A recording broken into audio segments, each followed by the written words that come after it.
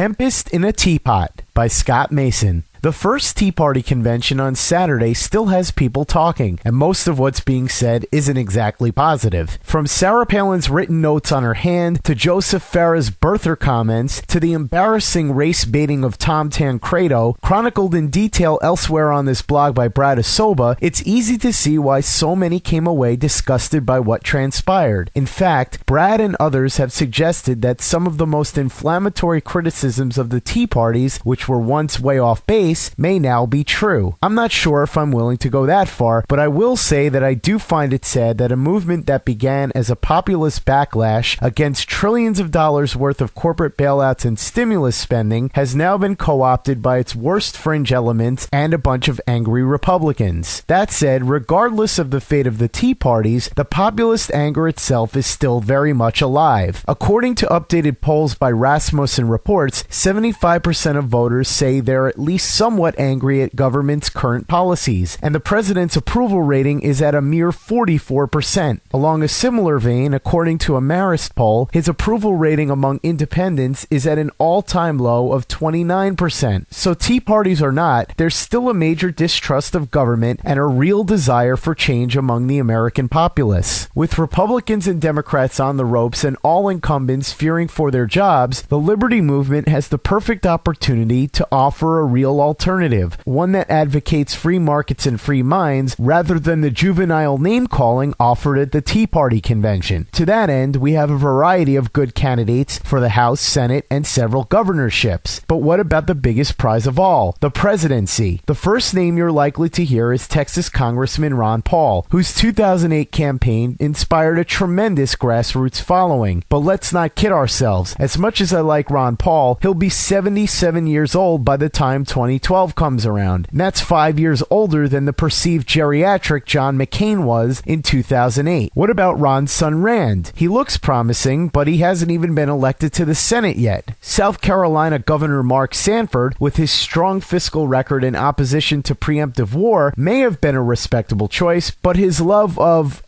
let's say, foreign affairs ended any chance he ever had. So who does that leave? I keep coming back to one name, former New Mexico Governor Gary Johnson. What makes Johnson unique is that not only does he say all the right things, he has an actual track record to back them up. In other words, he doesn't just talk the talk, he walks the walk. As a college student at the University of New Mexico, Johnson earned money as a door-to-door handyman, which inspired him to start his own business following graduation. He eventually grew that business, Big J Enterprises, into one of the largest construction companies in New Mexico with over 1,000 employees. In 1994, with no political experience or connections, Johnson decided to run for governor of New Mexico. Despite having no political machinery behind him, he beat his RNC-backed primary opponent and took down an incumbent Democratic governor in a state where Democrats outnumber Republicans 2-1. In his 8 years as governor, Johnson cut taxes 14 times without ever raising them, reduced the amount of employees on the government payroll by roughly 1,000, balanced the state budget, spoke out against the war on drugs, saved the state substantial money by privatizing several services such as prisons, fought hard to try to get a school voucher program, and vetoed 750 bills and 1,000 spending items, more than every other governor in the country combined. As for national issues, he's for a non-interventionist foreign policy, is anti-Fed, strongly opposed TARP, and endorsed Ron Paul for president in 2008. In other words, he's the real deal. As good as Johnson is, though, he's not without his drawbacks. Mainly, he's a horribly bland public speaker who makes Dennis Kucinich look like JFK in terms of charisma. He takes forever to get to the point when answering questions, and his speeches are so lifeless that even I can barely stay awake during them, and I'm one of his biggest supporters. Say what you will about Ronald Reagan, but this guy desperately needs to lock himself in a room for a weekend and watch Reagan's speeches until he learns a thing or two about why his nickname was the Great Communicator. Still, Johnson's pro-liberty credentials are impeccable, and I encourage you to learn more about him at ouramericainitiative.com. He may not offer hope or claim to be a maverick, but when it comes right down to it, he just may be exactly what this country needs.